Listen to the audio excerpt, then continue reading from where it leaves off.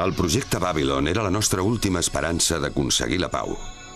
Un món independent de 8 quilòmetres de llarg situat en territori neutral. Un centre de comerç i diplomàcia per 250.000 d'humans i extraterrestres. Un far lluminós en l'espai, sol en la foscor. Era el començament de la tercera era de la humanitat, l'any que la Gran Guerra va caure sobre tots nosaltres. Aquesta és la història de l'última estació Babylon. És l'any 2259 i l'estació es diu Babylon 5.